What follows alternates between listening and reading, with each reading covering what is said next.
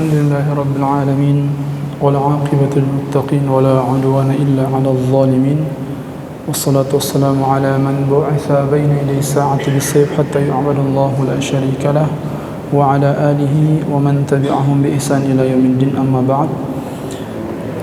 Alhamdulillah, bersyukur pada Allah Subhanahu wa taala.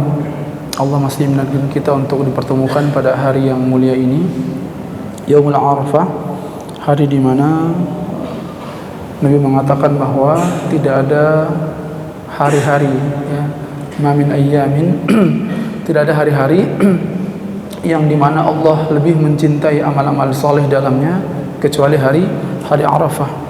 Dan kita sekarang Allah izinkan kita untuk bertemu dengan hari tersebut, maka kita memohon kepada Allah semoga Allah senantiasa memberikan kita taufik dan inayahnya agar kita bisa menjalankan hari ini, kita bisa mengamalkan amal-amal ibadah dan juga Allah menerima segala macam amal ibadah kita, baik puasa, saum, tilawah kita, tirakat kita, tilawah kita dan qiraah Al-Quran kita serta zikir-zikir kita di hari ini. Allah terima semuanya sebagai pemberat amal dan timbangan kebaikan kita di yaumul hisab nanti. Amin ya rabbal alamin. Salawat dan taslim disanjungkan ke baginda besar Nabi Muhammad sallallahu alaihi wasallam serta para keluarga, sahabat dan tabi'in yang insyaallah sampai kepada kita umat yang senantiasa istiqamah di atas jalannya. Bapak-bapak sekalian yang dirahmati Allah Subhanahu wa taala, tentu saja setiap kali kita bersyukur kepada Allah Subhanahu wa taala, kita selalu meniatkan bahwa rasa syukur atau kata alhamdulillah yang kita ucapkan bukan cuma sekedar sebuah slogan atau bukan cuma sekedar basa-basi yang dianjurkan atau yang seringkali disampaikan oleh para pemuka agama, ustadz atau para ulama sebelum memulai dari sebuah amal salehnya atau dari sebuah kultum atau ceramahnya. Akan tetapi anjuran untuk bersyukur kepada Allah Subhanahu wa taala senantiasa menjadi manifestasi atau menjadi salah satu syarat kita sebagai manusia beriman yang waras, ya, bahwa sampai hari ini kita masih diizinkan bernafas oleh Allah Subhanahu wa taala, tentu bukan tanpa tujuan, ya, tentu bukan tanpa tujuan. Tentu Allah izinkan kita untuk bernafas hari ini ketika kita masih diberikan kesempatan untuk melangkahkan kaki untuk menjalankan amal-amal ibadah kita hari ini, bukan tanpa tujuan tentu saja, tapi Allah masih membukakan pintu rahmatnya untuk senantiasa kita ketuk, untuk senantiasa kita kembali kepadanya, dan khususnya pada hari yang mulia di antara hari-hari yang Allah pilihkan dalam satu tahun, Yaumul Arafah. Baik bapak-bapak sekalian yang Allah rahmati, Nabi SAW dengan para sahabat radhiyallahu anhum, mereka pernah melalui satu fase di dalam rentan waktu dakwah Nabi Muhammad SAW, fase di mana para sahabat radhiyallahu anhum ini mereka sempat terfikirkan untuk lari dari perang yang mereka hadapi. Ketika saya membaca sirah dan menemukan case ini, saya tidak pernah terfikirkan bahwa para sahabat radhiyallahu anhum yang mereka tahu bahwa ancaman orang-orang yang melarikan diri dari medan pertempuran, ya Allah katakan dalam surat At-Taubah, ya, bahwa tidak boleh, ya, lari dari atau membelakangi medan pertempuran atau musuh-musuh. Tapi para sahabat radhiyallahu anhum pada saat itu, pada hari di mana mereka bersama Rasulullah SAW menghadapi orang-orang kafir Quraisy di perang Hunain, mereka sempat terfikirkan untuk lari daripada peperangan. Dan Allah jelaskan seperti itu, ya, karena perang Hunain ini perang yang membuat kaum muslimin sempat hampir terkalahkan, bukan karena lemahnya kekuatan mereka, tapi karena egonya mereka. Karena mereka merasa bahwa pada perang sebelumnya, ya, pada perang-perang sebelumnya, perang Badar, perang Uhud, perang Ahzab, mereka melewati begitu saja dan mereka menang meskipun jumlah mereka lebih sedikit. Tapi ketika perang Hunain, mereka bilang tentu saja perang Hunain kami lebih banyak dibanding musuh. Orang perang Badar yang cuma 300 saja kita bisa menang lawan, ya, musuh yang 10 kali lipat lebih banyak dari kita. Masa perang Hunain yang lebih sedikit kita kalah? Nggak mungkin. Keyakinan para sahabat radhiyallahu anhum pada saat itu seperti itu, bahwa mereka yakin mereka akan memenangkan perang Hunain. Justru disitulah ujiannya, ketika kita diberikan kesuksesan terus-menerus. Ya. Ketika kita diberikan kesuksesan terus-menerus, ketika kita diberikan kelancaran kehidupan terus-menerus, ketika Allah anugerahkan kepada kita rizki yang banyak, kesehatan tubuh Allah berikan kepada kita, ya, begitu banyak limpahan rahmat, keluarga yang baik-baik saja, anak yang sehat, anak yang baik-baik, anak yang pintar, istri yang salihah, kenikmatan yang terus-menerus kita dapatkan, kita tidak kufur. Mungkin kita tidak mengatakan sesuatu yang kufur, kita tidak sampai ingkar atas nikmat Allah.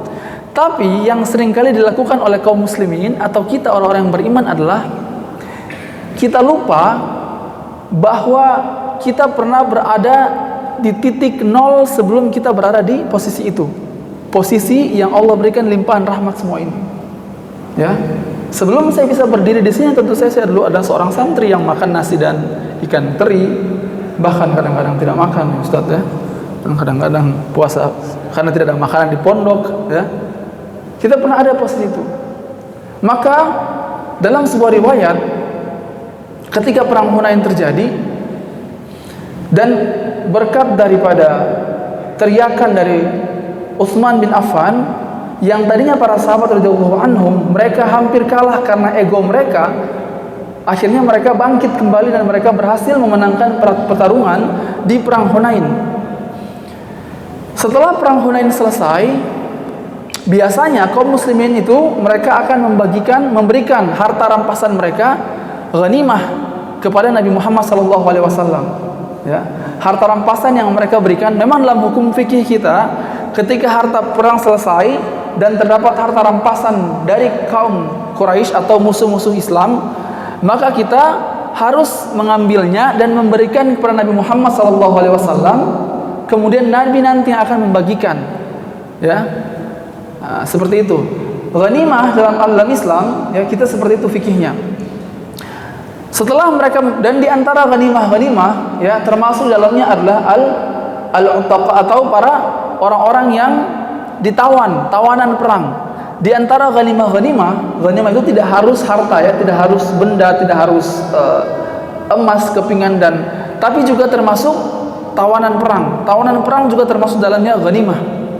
Dan ketika perang Hunain selesai, di antara yang begitu melimpah dan banyak sekali ghanimah, ada di antaranya adalah tawanan perang. Maka seharian penuh itu para sahabat mereka selain mengurusi ghanimah, mereka juga mengurusi tawanan perang untuk diserahkan sebagai ghanimah. Karena nanti tawanan perang bisa dijadikan budak dan bisa diperjualbelikan di pasar budak pada saat itu.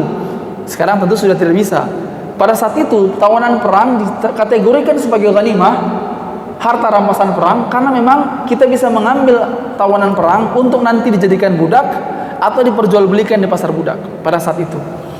Lalu di antara banyaknya tawanan perang saat itu, yang menariknya, tiba-tiba dari tengah-tengah tawanan perang ini yang banyak ini, ada salah seorang wanita tua yang dia berdiri dan mengatakan kepada Rasulullah SAW dan berbicara langsung, berteriak kepada Nabi Muhammad SAW. Dia bilang, "Ya Muhammad, inni laka ukhtun." Dia bilang, "Ya Muhammad, inni laka ukhtun." Aku ini sesungguhnya adalah saudarimu. Gara-gara teriakan ini, semua sahabat pun mencari dari mana asal suara ini. Bapak-bapak yang dirahmati Allah Subhanahu wa taala, kita tahu bahwa kenapa para sahabat pada saat itu mereka kaget dengan teriakan tersebut? Karena semua orang tahu bahwa Nabi ini adalah anak tunggal, ya. Ayah ibunya meninggal ketika dia masih kecil, ya. Jadi mustahil Nabi punya saudara, apalagi saudara perempuan, ya. Apalagi saudara perempuan. Tiba-tiba di tengah-tengah kawanan tawanan perang ini, ada seorang wanita tua berdiri dan mengatakan, "Ya Muhammad, inni laka ukhtun." Wahai Muhammad, aku adalah saudarimu. Sesungguhnya aku adalah saudarimu. Kata orang-orang para sahabat radhiyallahu anhum, ini orang siapa? Berani-beraninya dia mengaku-ngaku sebagai saudara perempuan Nabi Muhammad SAW. Ya, akhirnya disampaikan, ya Rasulullah, ini ada orang aku ngaku sebagai saudari perempuanmu. Ya, aneh ini orang, tiba-tiba mengaku saudari perempuanmu. Kita semua tahu bahwa engkau adalah anak tunggal dan engkau adalah yatim dari kecil, tidak punya bapak ibunya, meninggal ketika dia masih kecil. Ya, seperti itu. Lalu kata Rasulullah ketika perempuan ini terus berteriak, innilaka ukhtun, aku adalah saudarimu. Nabi pun sempat bingung, ini orang siapa sebenarnya? Kok tiba-tiba berteriak mengaku sebagai saudari perempuannya Nabi. Tapi Nabi kemudian mulai paham apa yang dimaksud oleh orang ini. Lalu Nabi pun mengatakan bahwa seandainya benar yang engkau katakan, fa innaki 'alaika atharun lan tura, kata Rasulullah SAW, bahwa kalau memang kalau memang betul engkau seperti apa yang engkau katakan, bahwa kamu adalah saudari perempuanku, kata Nabi, harusnya kamu punya tanda yang menguatkan argumen kamu tersebut, dan harusnya tanda ini tidak bisa hilang, kata Nabi. Kata dia bilang, oh iya, oke, akan saya buktikan. Para sahabat pun nunggu mereka bilang, wah, ini orang ini berani. Nabi mengajukan buktikan kalau kamu adalah saudari perempuan saya. Dia bilang, iya, akan saya buktikan. Ternyata dia berani. Iya, saya akan buktikan. Dan ini bicara di hadapan Nabi Muhammad SAW. Tidak ada orang yang berani berdusta di hadapan Nabi. Dia bilang, iya, saya akan buktikan. Tiba-tiba dia buka, ini tentu dia wanita tua, sudah tua renta, ya, mungkin usianya sekitar 60-an ke atas, karena Rasulullah pada saat itu sudah usia 50-an, hampir usia mendekati usia wafatnya. Sudah usia 50-an ke atas orang. Wanita tua ini, nenek-nenek tua ini, dia buka punggungnya, ya, dan dia menunjukkan, ya, ada bekas gigitan. Dia bilang, wahai Muhammad, kata beliau, ya, si perempuan ini, dia bilang, aku, ya, hamaltuka wa anta saghir fa'adattani. Kata perempuan ini, dulu aku yang menggendongmu ketika kamu masih kecil. Wa anta saghir, tapi karena kamu masih bayi, fa'adattani, dan kamu menggigit punggungku sangat keras sampai tandanya nggak bisa hilang. Setelah dia mengatakan itu dan Nabi melihatnya, Nabi bilang, langsung Nabi tiba-tiba mengambil sorban, kemudian Nabi bentangkan, karena pada saat itu sangat panas, ya. Nabi bentangkan sorbannya untuk melindungi dia. Kata Rasulullah, fa inni ukhti, bilang, ini dia adalah saudariku. Benar, dia adalah saudariku. Ketahuilah wahai kaum muslimin, dia adalah Syaimah bintul Harith. Dia adalah Syaimah bintul Harith, dan dia adalah anak perempuan daripada Halimatus Sa'diyah. Ya, Halimatus Sa'diyah. Halimatus Sa'diyah adalah ibu susunya Nabi Muhammad SAW. Yang berarti secara teknis anaknya Halimatus Sa'diyah adalah saudari sepersusuannya Nabi Muhammad, ya. Dan diantara orang-orang yang diharamkan dinikahi adalah saudara sepersusuan. Maka dia secara teknis adalah saudaranya Nabi, mahramnya Nabi, ya, mahramnya Nabi, Syaimah bintul Harith. Maka Nabi langsung bentangkan sorbannya untuk melindungi Syaimah dari panas. Nabi ajak, ayo kita ke kemah. Dan di sana, kata sahabat radhiyallahu anhum yang meriwayatkan hadis ini, dia bilang, di sana Nabi dengan Syaimah ngobrol dari pagi sampai sore. Ngobrol sepanjang hari mereka. Karena Nabi Muhammad SAW, bapak-bapak perlu tahu bahwa Nabi ini kan yatim, dan dia tidak tahu bahwa dia punya saudari perempuan. Itu dia sadar dia pernah punya saudara ibu sepersusuan, ibu susu, tapi dia lupa bahwa dia punya saudari perempuan. Siapa, di mana, orangnya dia nggak pernah tahu. Maka ketika selama puluhan tahun, di usianya sudah 50-an, tiba-tiba bertemu dengan saudari sepersusuannya, dia sangat senang, tentu saja. Senang sampai lupa semuanya. Dan bercerita mereka, Syaimah bercerita tentang bagaimana kondisinya ketika kecil, nostalgia tentang bagaimana Nabi ketika waktu masih di kampungnya Halimatus Sa'diyah, bagaimana kondisi ibunya Halimatus Sa'diyah maksudnya, bagaimana kondisi kampungnya setelah sepeninggal Nabi Muhammad SAW, dan lain-lain. Dan Nabi senang mendengarkan ceritanya. Sampai seharian penuh mereka bercerita. Sampai Nabi bilang, wahai Syaimah, kamu ikut saja, kamu daripada di Hunain ini, mending ikut saya ke Madinah, tinggal di sana bersama saya, biar saya yang rawat kamu. Ya, kata Syaimah, tapi Syaimah menolak. Ya, saya di sini saja, kata Syaimah. Dan di sini Nabi sampai lupa waktu. Apa yang membuat Nabi Muhammad SAW sampai tenggelam dengan pembicaraan dengan Syaimah? Karena Nabi mengingat kembali siapa dirinya dulu.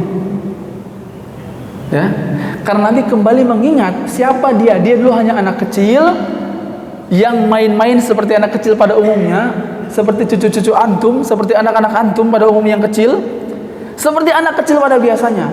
Dan itu membuat Nabi bahagia. Mengingat kembali siapa dirinya adalah momentum yang membuat Nabi sangat bahagia. Dalam riwayat lain dikisahkan bahwa suatu ketika Umar bin Khattab ketika sudah menjadi khalifah di situ di Madinah, ketika khalifah hendak menyampaikan penetapan hukum, karena pada zaman itu setiap ada usulan atau undang-undang yang disahkan pada saat itu, ya, setelah pleno kemudian disahkan oleh majelisnya, ya, oleh orang-orang di sekitar umat khalifah, kemudian mereka menetapkan sebuah hukum, maka yang akan mengumumkan hukum tersebut adalah khalifah. Maka ketika dan peristiwa momentum pengumuman hukum ini adalah momentum yang sangat sakral, karena semua orang harus hadir dan semua orang harus patuhi hukum tersebut. Maka semua orang hadir, dan Umar pada saat itu sebagai seorang pemimpin kepala negara, sebagai khalifah, pemimpin tertinggi umat muslim, bukan cuma sekedar kepala negara, tapi sebagai pemimpin tertinggi umat muslim, ya, sebagai khalifatul ummah, pemimpin umat sedunia. Umar saat itu dia sedang berbicara atas nama sebagai seorang khalifah untuk penetapan hukum saat itu. Tentu semua orang segan karena dia adalah khalifah. Pertama dia adalah khalifah, kedua dia adalah Umar. Ya, orang yang paling ditakutin pada saat itu. Umar itu fisiknya itu 2 meter tingginya, Bapak. Ya. Dikatakan itu dalam Syiarul A'lam Nubala, Umar itu kalau berjalan, kalau naik kuda kakinya napak. Saking tinggi dan besar Umar, kalau naik kuda kakinya menyentuh tanah. Saking tinggi dan besarnya Umar. Kalau lagi berjalan dengan para sahabat, lagi berjalan bersama-sama, tiba-tiba Umar menengok ke belakang, itu mereka gemeteran, takut. Padahal Umar tidak marah, karena saking kuatnya haibahnya Umar. Apa ya? Auranya itu begitu kuat, ya. Auranya dia sebagai seorang pemimpin dan sebagai seorang rijal, sebagai seorang laki-laki begitu kuat. Nah, ketika Umar sedang berbicara sebagai seorang khalifah di hadapan kaum muslimin pada saat itu atas penetapan hukum di Madinah, tiba-tiba ada salah seorang wanita yang berdiri dan berteriak di hadapan Umar. Dia bilang, "Ya Umair, ittaqillah bima hamilta." Dia bilang, "Wahai Umar kecil." Ini Umar adalah khalifah. Tiba-tiba ada seorang wanita tua berteriak, dia bilang, "Wahai ya Umair, wahai Umar kecil." Dia bilang, "Bertakwalah kepada Allah, berhati-hatilah dengan apa yang sedang engkau emban hari ini. Umar, ketahuilah engkau bagi saya adalah Umair. Semua orang menganggapmu adalah seorang khalifah, bagi kamu adalah Umair, Umar kecil." Dia bilang, "Karena saya yang tahu bagaimana masa kecilmu. Bertakwalah kepada Allah bima hamilta, dengan apa yang sedang kamu emban saat ini. Jangan main-main dengan apa yang sedang kamu emban. Kamu adalah khalifatul mu'min. Kamu adalah seorang khalifah orang-orang beriman, maka hati-hati dengan apa yang kau bawa." Tiba-tiba semua para sahabat orang-orang itu, mereka karena nggak ada yang tahu ini wanita siapa, mereka bilang, tiba-tiba dipanggil dia, diseret oleh pas pampres pada saat itu, ya, oleh orang-orang sekelilingnya Umar. Dipanggil, dibilang, "Kamu hati-hati kalau bicara. Ini yang sedang berdiri di depan ini adalah pemimpin negara, khalifah. Hati-hati kamu, berani-berani kamu memanggil Umair, berani-beraninya kamu memanggil Umar dengan sebutan Umar kecil." Terus kemudian ketika wanita ini dikelilingi oleh orang-orang yang hendak ingin menyeretnya, Umar bilang, "Lepaskan dia. Jangan ada yang macam-macam sama perempuan ini, atau kalian akan binasa." Karena orang pada saat itu di masa Umar itu sahabat-sahabat senior itu mereka rata-rata sudah pada wafat. Yang berdiri di samping Umar ini rata-rata sahabat-sahabat yang memang masih muda. relatif masih muda, cuman sedikit sahabat-sahabat senior saat itu. Jadi rata-rata sahabat muda ini mereka nggak ada yang kenal ini orang siapa. Dan orang ini berani memanggil Umar dengan sebutan Umair di tengah-tengah pidato kenegaraan, di tengah-tengah pidato kepresidenan. Dia bicara, dia bilang, ya Umar, ittaqillah bima hamilta. Hati-hati dengan apa yang kau bawa, wahai Umar. Dan Umar bilang, kalian jangan ada yang macam-macam sama perempuan ini. Mereka bilang, memangnya dia siapa?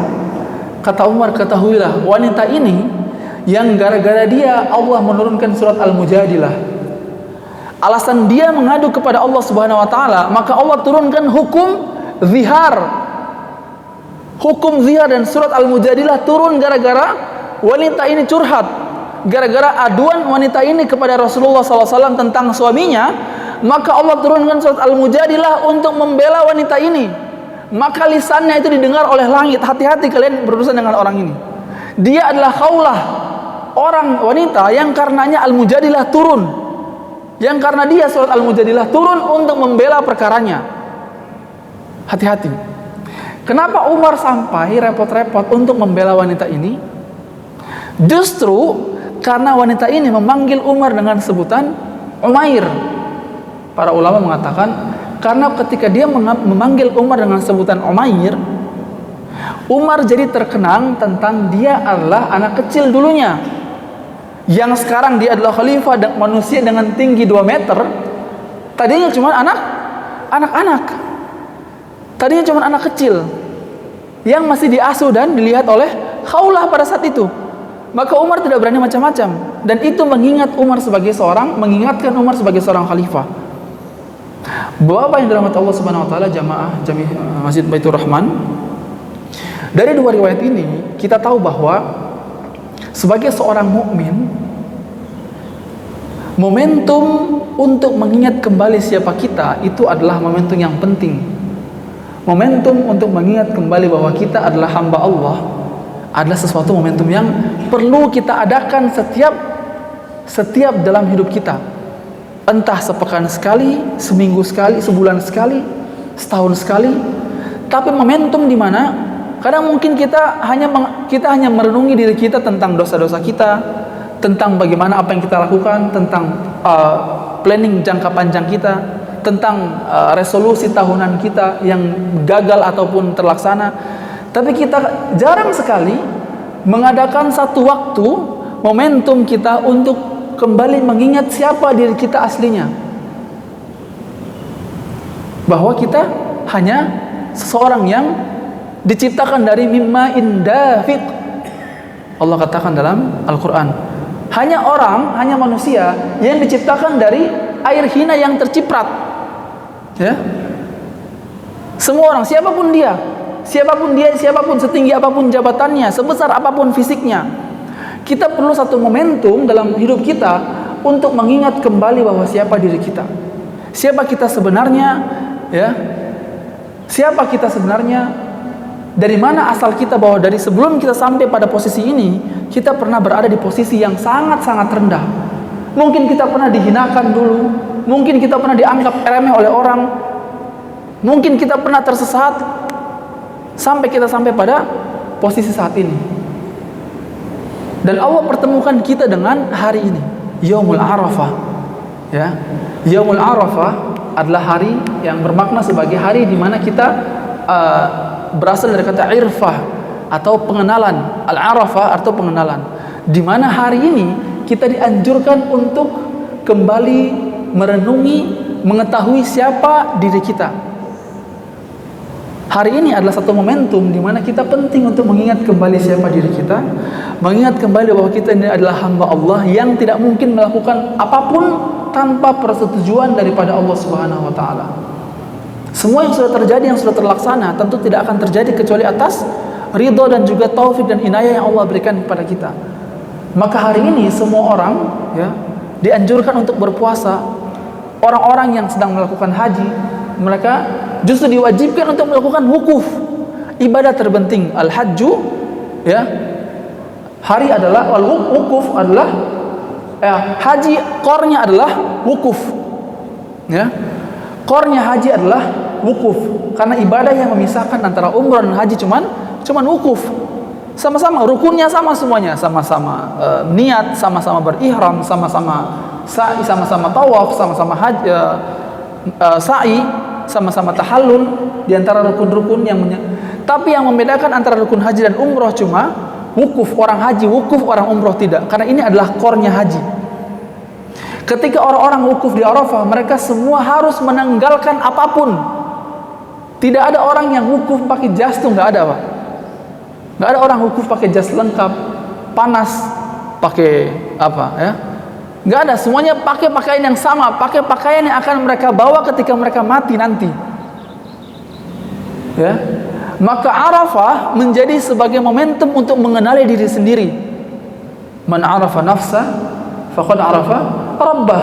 Wa man arafa rabbah, ya, faqad arafa annahu muhtajun ilaih. Barang siapa yang mengenal dirinya, maka dia akan mengenal Tuhannya. Barang siapa yang telah mengenal dirinya, maka dia akan tahu bahwa dia butuh siapa. Dia butuh, perlu untuk mengenal siapa Tuhannya, butuh atas Tuhannya. Maka hari ini menjadi momentum yang paling penting untuk kita hari ini. Kita yang tidak berangkat haji, kita yang tidak berangkat untuk wukuf di sana, maka kita disunnahkan dan dianjurkan untuk berpuasa. Untuk apa? Untuk merasakan bahwa dulu kita pernah lapar sebelum kita semua bisa makan kenyang, sebelum kita semua bisa makan apapun yang kita inginkan, kita pernah lapar. Ya. Sebelum saya bisa menyampaikan materi di sini, saya cuma anak kecil yang ngaji di TPQ. Sebelum Bapak dulu mungkin sampai pada jabatan sekarang, Bapak cuma orang biasa dulu. Anak kampung pada umumnya, anak desa pada umumnya yang mandi di sungai. Maka hari ini, hari Arafah adalah momentum kita untuk mengetahui siapa diri kita dan siapa Tuhan kita. Bahwa kita cuma hamba biasa yang perlu untuk mengenal Allah Subhanahu wa taala, dan kita perlu untuk kembali meminta kepada Allah atas segala macam keinginan kita. Untuk Allah ACC apa yang kita minta hari ini, ya, karena kata Nabi Muhammad SAW bahwa hari ini minta apapun yang kita inginkan dan tidak akan ditolak. Doa akan diijabah semuanya, ya. Kata Syekh Abdurrahman Badar, beliau mengatakan di antara empat keutamaan hari Arafah, salah satunya adalah tidak ada satupun doa yang Allah tolak pada hari ini. Maka kita dianjurkan untuk meminta 3 hal dalam hidup kita di hari Arafah khususnya. Karena hari Arafah ini dia seperti siangnya Lailatul Qadar. Bahkan siangnya hari Arafah lebih utama dibanding siangnya hari Ramadan. Siang hari Arafah itu lebih utama dibanding siang hari di bulan Ramadan. Tidak ada hari yang menyamakan keutamaan di hari Arafah. Bahkan kata para sahabat, ya Rasulullah, kata Nabi, tidak ada amal yang lebih dicintai Allah kecuali di hari Arafah. Kata para sahabat, ya Allah, ya Rasulullah, bahkan jihad fisabilillah. Kata Nabi, iya, karena semua orang tahu bahwa jihad adalah puncak amal, itu adalah tertinggi adalah jihad fisabilillah. Kata Rasulullah, iya, bahkan walal jihad, bahkan jihad pun tidak bisa menyamakan dengan amal di hari Arafah. Kata Rasulullah, kecuali ada orang yang keluar berjihad di jalan Allah dengan jiwanya dan juga hartanya, yakhruj, ya. Kemudian dia pulang, tsumma yarji', kemudian dia pulang tanpa membawa apapun, tanpa membawa dirinya dan tanpa membawa harta. Jadi dia meninggal ketika jalan Allah dan hartanya dirampas di jalan Allah. Baru bisa menyamakan dengan amal di hari Arafah. Maka hari ini kita dianjurkan untuk minta apapun. Ya, pasti Allah ijabah. Dianjurkan untuk kita perbanyak zikir, perbanyak berdoa kepada Allah. Ya, minta 3 hal kata para ulama radhiyallahu anhu. Mereka bilang minta 3 hal. Pertama, berdoa kepada Allah untuk minta atas limaslahati nafsi, untuk Allah perbaiki diri kita. Minta untuk Allah perbaiki diri kita, Allah jernihkan hati kita, Allah tambah ketakwaan kita, Allah tambah kedekatan kita dengan Allah Subhanahu wa taala, Allah tambah lagi kesadaran kita atas ibadah-ibadah yang kita lakukan, mungkin sering bolong, mungkin masih angot-angotan. Maka berdoa hari ini supaya Allah Allah tambahkan semangat kita untuk beribadah setelah hari Arafah. Pertama, minta maslahatin nafsi, minta kemaslahatan dan kebaikan untuk diri kita di hari ini. Yang kedua, ya, minta sesuatu yang berhubungan dengan duniawi. Minta jabatan, minta harta yang melimpah, minta jodoh, minta apapun hari ini. Ya. Jangan sampai terlewat, ya. Selain kita minta untuk Allah membereskan segala macam hati kita yang berhubungan dengan jiwa kita, yang kedua minta sesuatu yang berhubungan dengan dunia. Ya, tidak apa-apa minta hari ini. Minta jabatan naik, minta rezeki naik, minta Allah limpahkan kesehatan, minta Allah berikan ini segala macam. Ya, tidak fokus hanya dengan ukhrawi, tapi fokus dengan duniawi juga. Dan tidak apa-apa minta hari ini. Ya. Dan yang ketiga, kata para ulama, minta sesuatu yang Anda pikir itu mustahil. Selama itu bukan pembangkangan kepada Allah, maka minta hari ini. Minta sesuatu yang kita anggap itu mustahil dilakukan. Ya. Selama itu tidak maksiat kepada Allah, maka minta, ya. Ya Allah, saya haji masih lama, ya Allah, saya ingin tahun depan saya haji, ya Allah. Tahun ini saya nggak bisa, antrian saya masih 10 tahun lagi, antrian saya masih 30 tahun lagi. Saya mau minta haji tahun depan, ya Allah. Bagaimana caranya saya nggak tahu. Pokoknya saya minta tahun depan haji, ya Allah. Hari ini saya berdoa di hari Arafah. Ya Allah, saya belum pernah umroh, ya Allah, terlalu mahal. Ya, saya minta untuk berangkat umroh akhir tahun ini. Nggak tahu caranya bagaimana, ya Allah. Tolong izinkan saya untuk datang ke Baitullah tahun ini, ya, akhir tahun ini, ya Allah, dalam waktu dekat. Ya Allah, saya ingin melakukan ini, tapi saya tidak punya ini, saya tidak punya itu.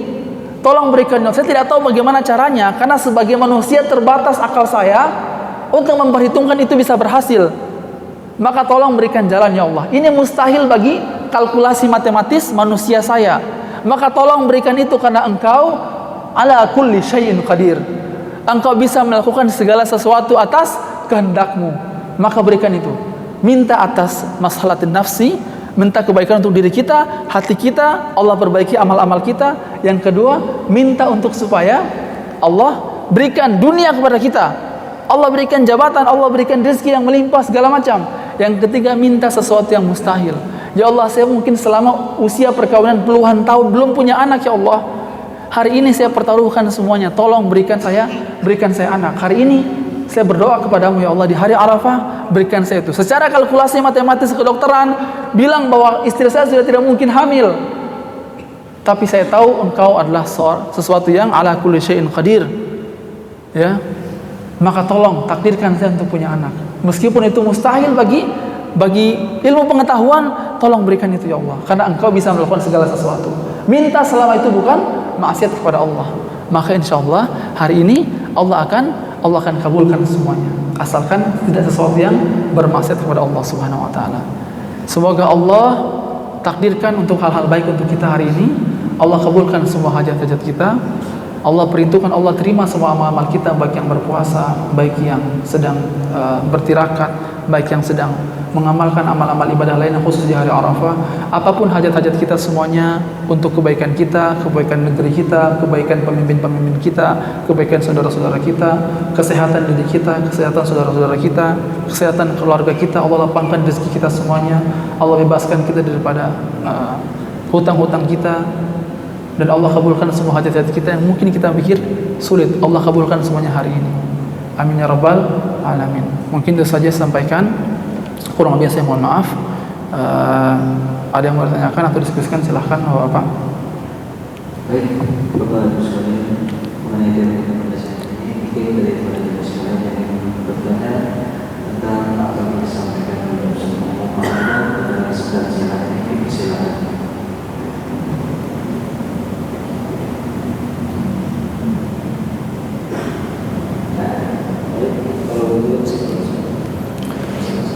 Baik, alhamdulillah,